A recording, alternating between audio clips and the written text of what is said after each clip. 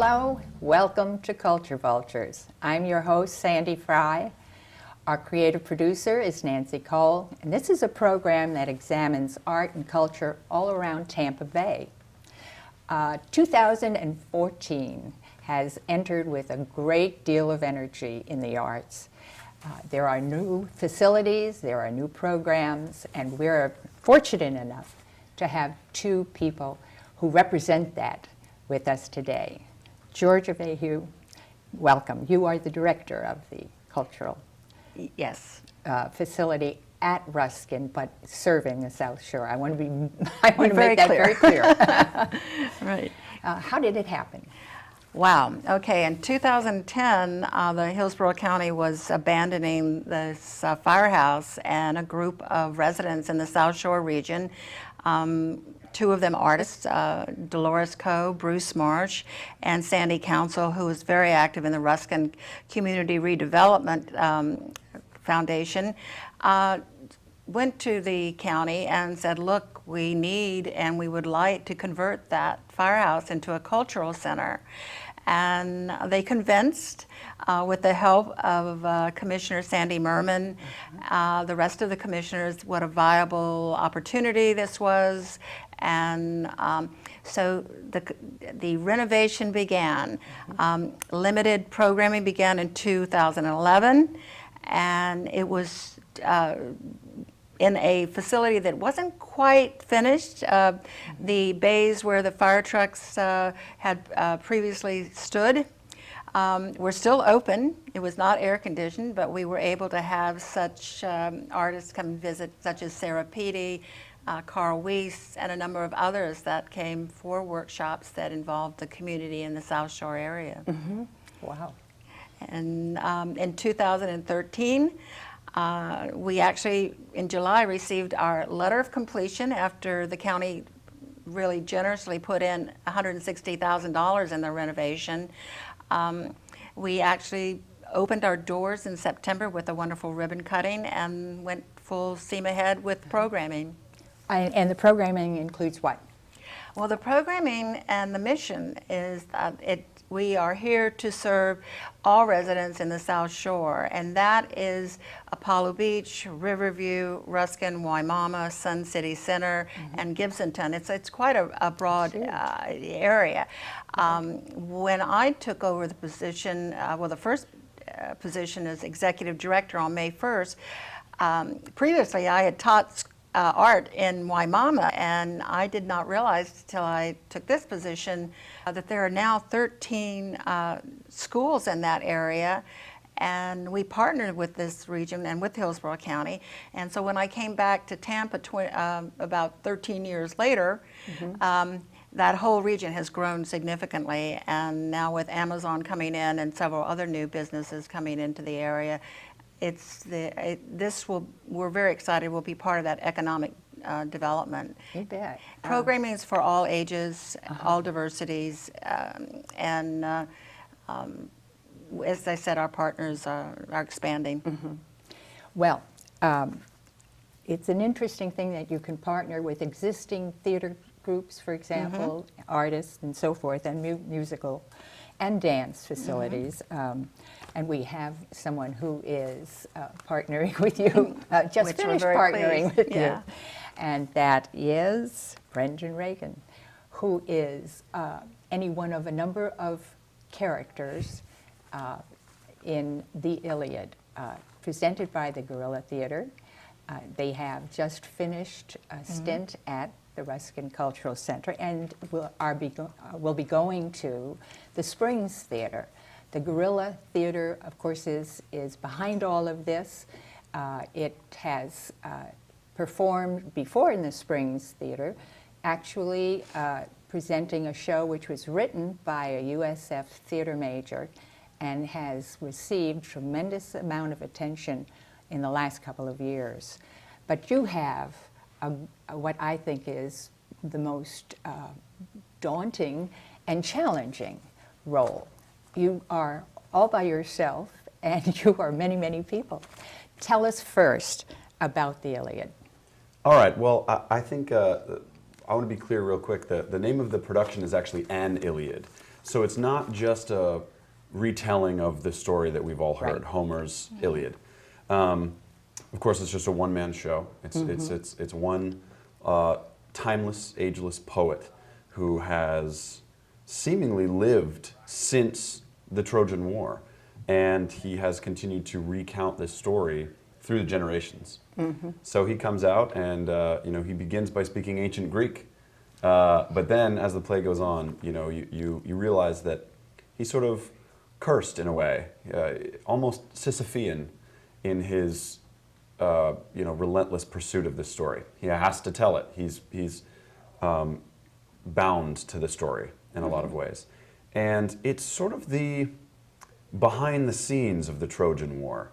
What's very interesting about this play is that, of course, we all know the story. We've read about it in school, or we've heard about it. The Trojan horse, is impossibly famous. And yet, here's a story that we're familiar with, that we're getting a brand new side of.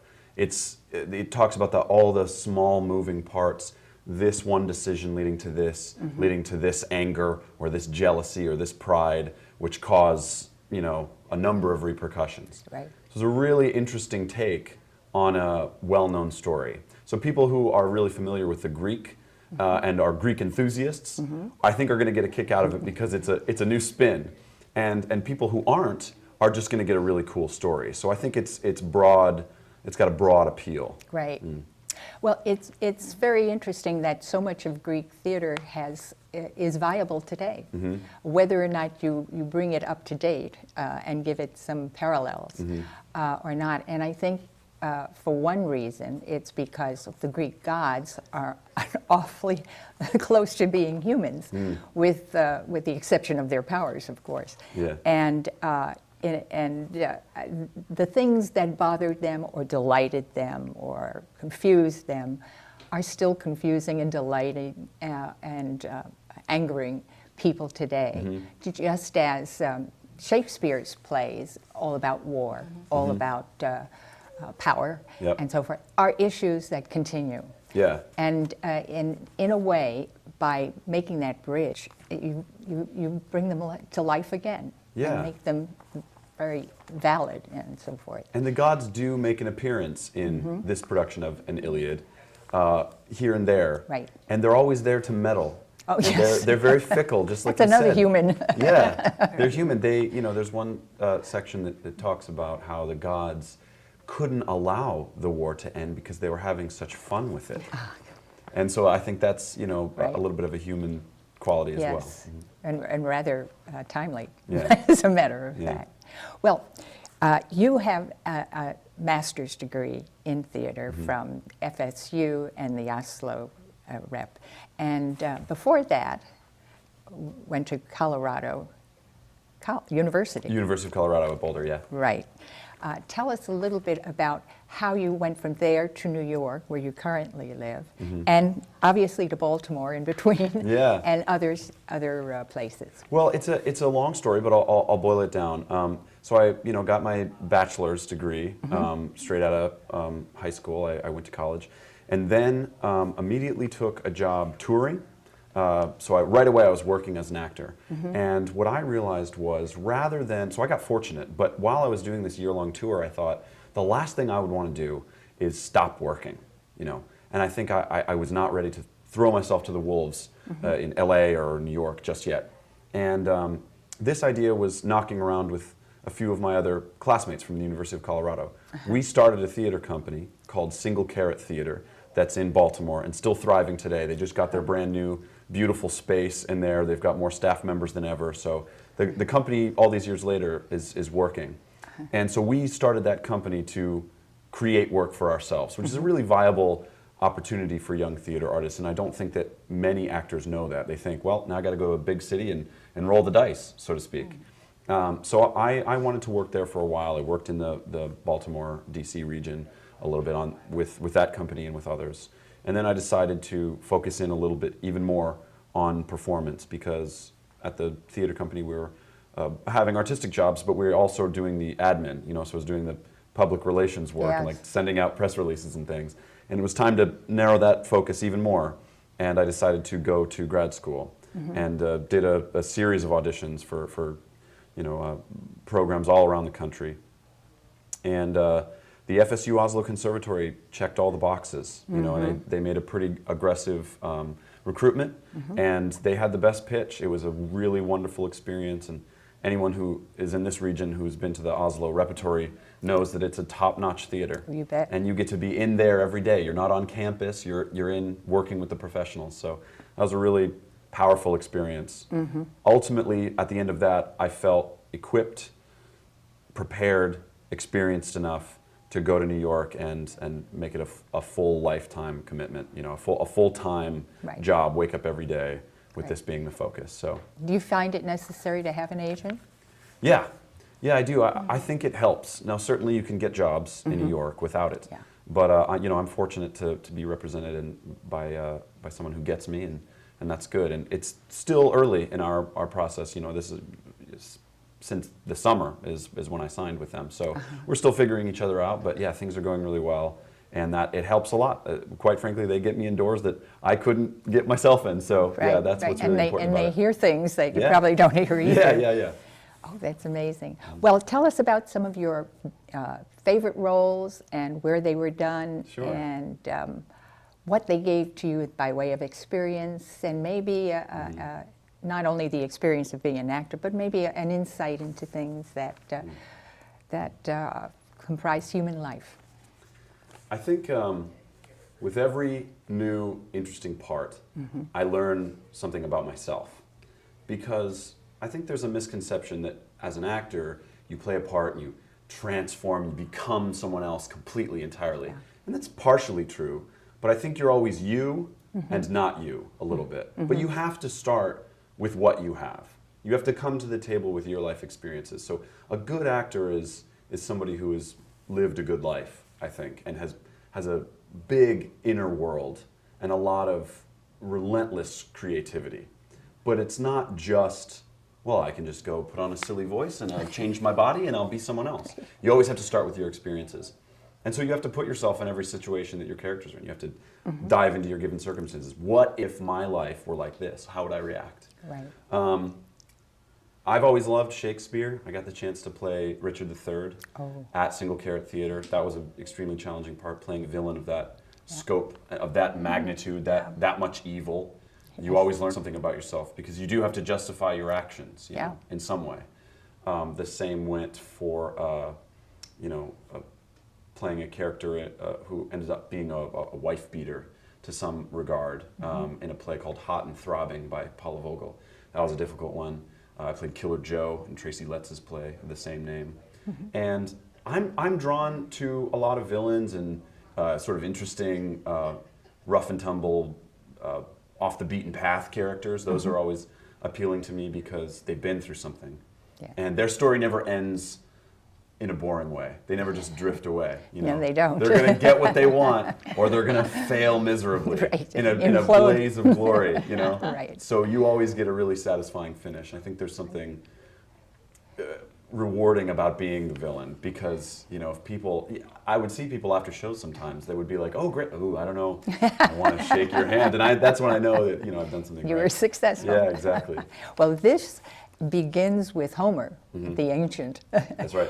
And goes on to a succession of powerful, greedy, and so forth. And then you have somebody like Homer, who is both very human and very loved by a number of people. It seems to me it must take a great deal to segue from the storyteller to the actor. Do you find yourself doing that easily, or do you have to sort of work it over every time you do it? No, I think the transitions are really quick. Yeah. I think just like if you and I were just talking and I was telling you a story and I might say, and then this person said to me blah blah blah.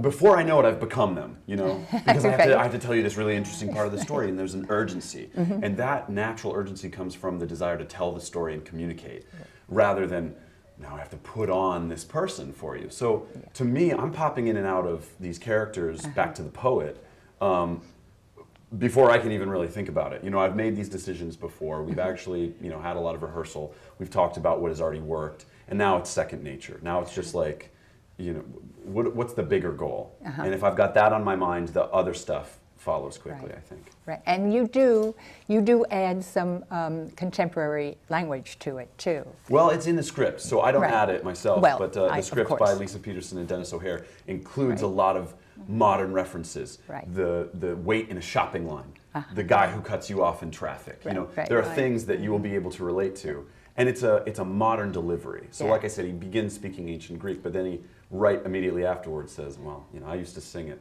I could sing it. You know, back in the day, back then, I would sing this ancient Greek." That's great. So yeah, it's a very approachable script. Are you willing to give us a little example? Oh, absolutely. Okay, Yeah. let's take a look. I wish I could show you a photograph of Troy. But here's what it looked like. Walk through the Scian gates, and the first thing you'll see is a great plaza and a fountain. And there's water everywhere, little waterfalls, little pools. Every house has its own pool.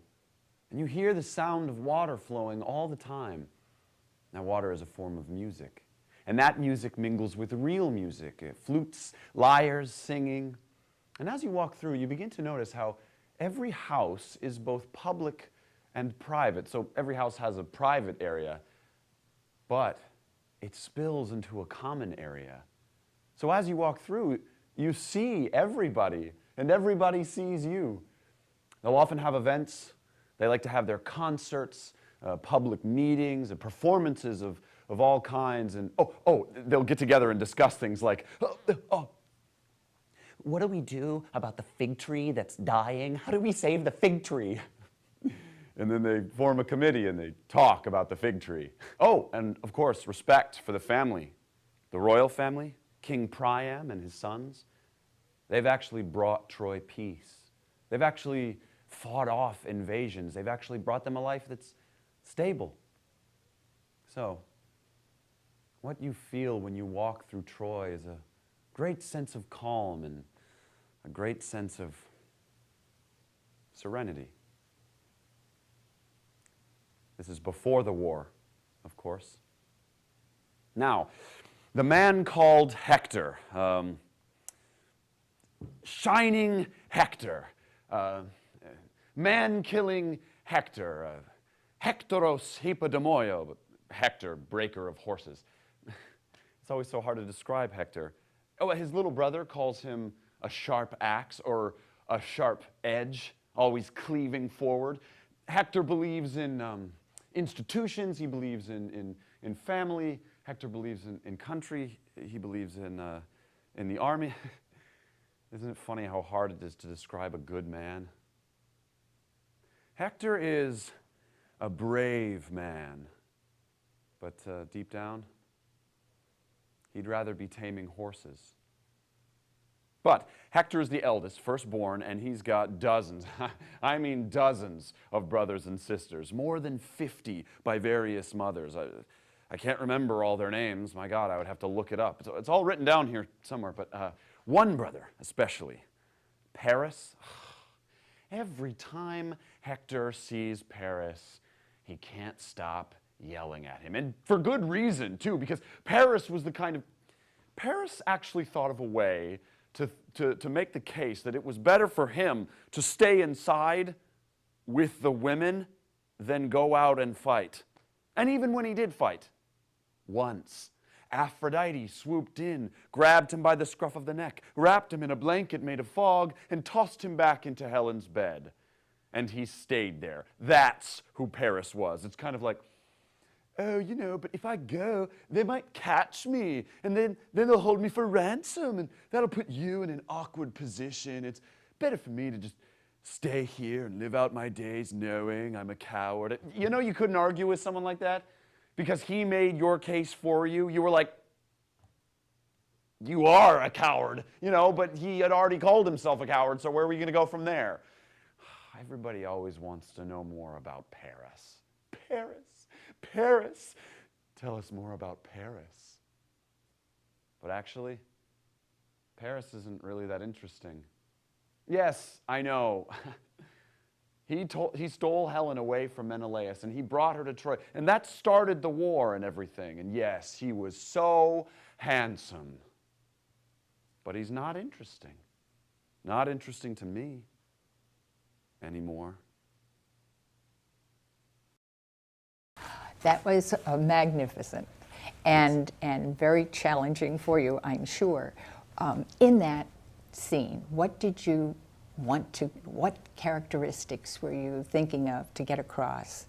Well, I think it was important to see some of my character's direct address. He's speaking very frankly with the audience. He's speaking about a lot of things that, you know, are relatable. And he's talking about his experience in a way that most readers of the Iliad are not familiar with. Mm-hmm. And then, of course, near the end, we got to see some of the characters talking about Hector a little bit, and of course, Paris, who the poet seems to be pretty biased about. But yeah, at least in that one section, I thought it was good to be able to see a little bit of that storytelling, mm-hmm. where he uses the direct address, but then we get to see some of the retelling through the characters as well. Of all the plays, and you must have at least 25, and this is not your whole resume. Yeah. What ones do you remember with a great deal of pride and interest, too? I did a show at the FSU Oslo Conservatory called Lobby Hero, which was a blast. That one will stick with me for a long time. That was presented here a couple of years ago. That's very in interesting. Tampa? Yeah. I'm sure. It's a great play. Yeah. It's you know, one set, 4 actors, and the guy playing the Lobby Hero is on stage the whole time. It's 2 hours and 2.5 hours, I think. So it's mm-hmm. a long time to be with an audience. Sure. And his journey as a sort of lovable loser was a really fun one. I was also in a play called Red Light Winter by Adam Rapp, which was a Pulitzer finalist that year. And I played a character named Matt. And again, it was a character who was battling some depression and loneliness, and his friend brought him to Amsterdam to sort of try to spice up his life, and he ends up falling in love with a girl there. Those particular roles, mm-hmm. you know, have an impact on me. I think that the interesting stories, the heartbreak, mm-hmm. those, you know, in a way, it's therapeutic to sort of live in someone else's difficult circumstances, you know, mm-hmm. and be in their skin and be in their troubles every day and have to navigate them, because then your own life is a lot easier. You know, you get to see, like, I'm not dealing with this, you know. Right. Theater is life with all the boring parts cut out, you know. Right. So when you're back to normal life, you think, living is so much easier. My characters always, lives are full of drama, so right. Things like that, of course, are always really interesting. Well, you travel around a lot, is that as much fun as people think it is? It is. You know, I really like being in a new place, and every time I travel, mm-hmm. the first few days I get there, I think, oh man, I'm in a new place again. I have to find a new grocery store. I got to mm-hmm. figure out what bank I'm going to go to, you know. Yeah. But then after a week or so, it's always a blast being in a new mm-hmm. area. People are the same everywhere, but culture is different. And you know, I've been fortunate to live in Maryland and Minnesota, North Carolina, Florida, Colorado, New York, a lot of different places. And I think someday I'm going to look back and say, I'm really glad I got to see all that. Mm-hmm. I did a tour. We went to 100 different cities. You know. Wow. I think it was important. What was that with? That was with a theater in the Twin Cities, based out of the Twin Cities, called Climb Theater, and I was associated with them. That was my first year out of college, mm-hmm. so that was years ago. But a really valuable experience, seeing a lot of small towns, performing in a lot of places that aren't used to. Like, you know, I was doing shows that were meant for children that adults were coming to because theater never came to their town. Right. That was a really special experience. You bet. Yeah. As a former New Jersey, Jersey was, you know, you could get to New York in 25 minutes. Yeah. Nobody did. And I came away with thinking, I've got to get to New York and live there because it's not going to come to Jersey. Yeah. But that brings up a question for you. How are you putting the word out for what you've got? Well, it's been a challenge. We have certainly a Facebook page, a web page, mm-hmm. lots of press going out all the time. on everybody's list that listing events, but continually getting it out. But also word of mouth has been exceptionally good for us, especially in that region, just getting them through the doors, knowing that we're there. And if you haven't, if you miss Brendan at the, at the Firehouse, you darn well better go to the Spring, because it was absolutely a brilliant performance. And the people that were there, that did see it, it's like, wow, I'm going to be back. They tell their friends, and they're going to be back. And Guerrilla Theater will be back. And the fact that they're learning that we have the Firehouse Pub, that we have wonderful live jazz, we'll be back. So it's been a challenge, but it's constant. Getting attention. Right. What do you think was particularly successful insofar as the surroundings are concerned, your acoustics and so forth? Well, one thing that we've had to baffle it. It's a black box theater that can be converted from theater to bistro to carpet squares for children performances. So it's very flexible black box theater. We're right now redesigning our lighting, bringing in more lighting, because I think when Brendan was there, our lighting was definitely limited to our stage. But the fact that it's flexible space, that we could change the stage when we needed to change it to meet the needs of the performance, whether it's music, whether it's theater. Live music loves it. They like the noise, they like the reverberation off the walls. Theater, it's a little bit different. We have to think about more curtains. Sure. More sound. And for our literary series, more curtains for people who are speaking. But it's a very flexible space, so that makes it a plus. Sure. How far ahead do you plan? Oh, wow. Right now, we're into summer, even into the fall. We have our artist in residency coming up, and it's a New York artist. A visual artist. Yes, New York, Wayne Insrud, and we'll be partnering with HCC and some of the local schools. But also, we have a aspiring artists workshop open to the public. But what's really fun is he's going to be presenting an artist talk along with a wine tasting, because he's also a member of several French wine societies, an honorary member, elected member, because he painted every one of the chateaus in all the regions, the wine regions in France, and knows the Rothschilds. He's got a lot of stories. And drank with them.